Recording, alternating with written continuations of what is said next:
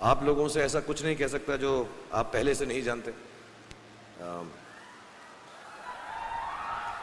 Sorry, मुझे बहुत गर्मी लग रही थी इसलिए मुझे वो उतारना पड़ा, वरना मैं पहने रखता। लेकिन सिर्फ दो चार बातें बोल दूंगा मैं आपको, क्योंकि मैं यहाँ पर आया हूँ और मुझे बहुत फ़क्र होता है जब तालीम कोई हासिल करता है। मैं भी सराफ साहब को भी यही बता रहा था, मुझे खुद जो है बहुत प्राइड होती है जब लोग पढ़ाई लिखाई करते हैं। मुझे लगता है तालीम से ज़्यादा अहम कोई भी चीज़ दुनिया में नहीं है। और जैसा मैंने आपसे कहा, इस वक्त ये जो आपका मुकाम है, ये जो उम्र है आपकी, इस उम्र में आप में सबसे ज़्यादा जज्बा होगा, सबसे ज़्यादा ब्रेन सेल्स होंगे और सबसे ज़्यादा बाल होंगे। कुछ सालों बाद जज्बा भी कम हो जाएगा, बाल भी कम हो जाएंगे, ब्रेन सेल्स भी कम हो जाएंगे। सो ये जो मौका आपको ज़िंदगी ने दिया है, ये जो थ्रेशोल्ड पर आप हैं, जब आप बाहर जाएंगे, काम करना शुरू करेंगे और पढ़ाई करेंगे, आप में से कुछ ग्रेजुएट हो रहे हैं, कुछ पोस्ट ग्रेजुएट हो रहे हैं, बहुत सारे अभी PhD हासिल करके गए। आप लोगों को सिर्फ इतना कहना चाहूँगा कि जैसे आपकी सोच है, जो आपके दिल में आए, ज़िंदगी भर सिर्फ वही कीजिएगा। क्योंकि जब आप मेरी उम्र के होंगे या अपने माँ बाप की उम्र के होंगे, अपने टीचर्स की उम्र के होंगे, तो कहीं ना कहीं दिल में कोई ना कोई रिग्रेट रह जाती है कि मैंने वो क्यों नहीं किया। तो हर लड़के और हर लड़की को मैं सिर्फ यही कहूँगा, प्लीज़ जो दिल में आए इस उम्र में ज़रूर कीजिएगा। मेरे जो वालिद थे, मैंने जैसे बताया, बहुत पढ़े लिखे थे, तो उन्होंने बहुत गरीब भी थे, उनको कभी कोई नौकरी नहीं मिली, हार्डली उनके पास पैसे होते थे। जो भी बिज़नेस उन्होंने शुरू किया, इतनी तालीम हासिल करने के बाद भी वो फेलियर ही रहा। लेकिन उन्होंने बहुत प्यार दिया, और क्योंकि उनके पास पैसे नहीं होते थे तो मेरे हर जन्मदिन पे अपनी कोई पुरानी चीज़ मुझको दे दिया करते थे। तो पहली पुरानी चीज़ जो, और बहुत बड़ा चढ़ा के उर्दू में अच्छे अच्छे अल्फाज यूज़ करके मुझे इम्प्रेस करते थे कि बहुत अच्छा प्रेजेंट दिया है मुझको।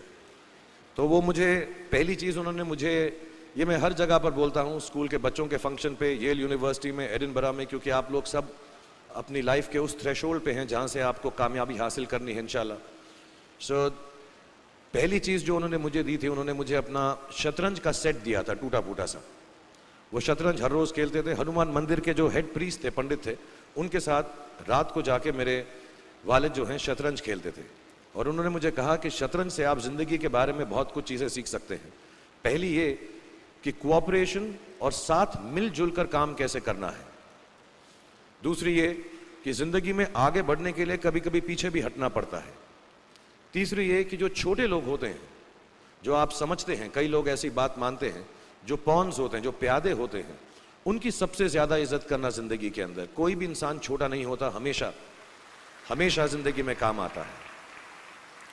और कामयाबी हासिल करने के लिए आखिरी बात शतरंज ये सिखाती है हमको कि कभी कभी जिस चीज़ से सबसे ज़्यादा लगाव होता है, जैसे रानी से अमूमन हो जाता है, कभी कभी उसे भी सैक्रिफाइस करना पड़ता है आगे बढ़ने के लिए। दूसरी चीज़ जो उन्होंने मुझे दी, मेरे पास है वक्त, 2 मिनट बोल सकता हूँ मैं, सॉरी। दूसरी चीज़ जो उन्होंने मुझे दी थी, वो एक टाइपराइटर दिया था। आज के ज़माने में आई डोंट थिंक किसी को, बहुत सारे बच्चे होंगे यहाँ पे जिनको मालूम भी नहीं होगा टाइपराइटर कैसा लगता है। अब सब कंप्यूटर पे काम करते हैं। तो टाइपराइटर के ऊपर जब आदमी लिखता है और अगर गलत लिखता है तो उसको मिटाने में बहुत तकलीफ होती है। So you have to be very diligent, बहुत ध्यान से लिखना पड़ता है। हम गलती नहीं कर सकते। और टाइपेक्स यूज़ करते थे टाइप को निकालने के लिए, कभी उंगली फंस जाती थी उसकी कीज़ के बीच में, मगर बहुत मेहनत से, बहुत डिलिजेंस से काम करना पड़ता था। तो जब मैं उस पर टाइपिंग सीखा स्कूल में कॉमर्स करते वक्त, so the only thing I realise is that practice makes you perfect. तो जो भी काम आप जिंदगी में करें उसको डिलिजेंस से करें, ऐसा करें कि कोई गलती ना हो, अपना पूरा दिमाग लगा कर करें, सोच समझ कर करें। ऐसे करें कि ये काम जिंदगी में आपका पहला काम है और इसके बाद आपको मौका नहीं मिलेगा, और शायद ये काम आपका जिंदगी का आखिरी काम है, इसके बाद फिर मौका नहीं मिलेगा। So do it with that kind of diligence. तीसरी चीज़ उन्होंने मुझे कैमरा दी थी, क्योंकि बहुत गरीब थे, वो कैमरा चलता नहीं था बिल्कुल भी, सिर्फ उसके व्यू फाइंडर से बड़ी अच्छी अच्छी तस्वीरें दिख जाती थी, लेकिन खिंचती बिल्कुल भी नहीं थी। और इससे मुझे उन्होंने सीख दी कि जो हमारी क्रिएटिविटी होती है, हम जो भी, कभी कभी हमारी हॉबी होती है, कभी कभी हमारा उससे प्यार होता है, लेकिन हम उसको अपनी नौकरी नहीं बना सकते, अपना काम नहीं बना सकते। बहुत कम लोग ऐसे फॉर्चुनेट होते हैं जैसे मैं हूँ कि जो मेरी हॉबी थी, जिस चीज़ से मुझे प्यार था, कलाकारी से, एक्टिंग से, वो मेरा पेशा भी बन गया। अमूमन ऐसा होता नहीं है, लेकिन जो हमारी कला है, चाहे वो पोएट्री है, चाहे वो लिखना है, चाहे वो पेंटिंग है, चाहे जो भी चीज़, गाना है, अकेले में गाना है, हमारी क्रिएटिविटी ज़रूरी नहीं है कि दुनिया एक्सेप्ट करे।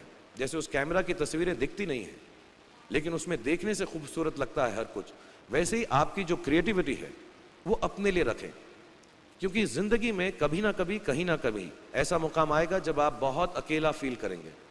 हो सकता है दुख का समय भी आए, उस वक्त आपकी जो क्रिएटिविटी है वो आपकी सबसे अच्छी दोस्त होगी, दुनिया उसको माने या ना माने। मैं बहुत ख़राब पोइट्री करता हूँ, लेकिन जब भी दुखी होता हूँ तो लिख लेता हूँ। सराफ साहब से मैं अब सीखना भी चाहता हूँ। मैं रेख्ता पे जाऊँगा, मुझे लगता है ये कमाल की साइट है, थोड़ी मैं शायरी वगैरह सीखूँगा।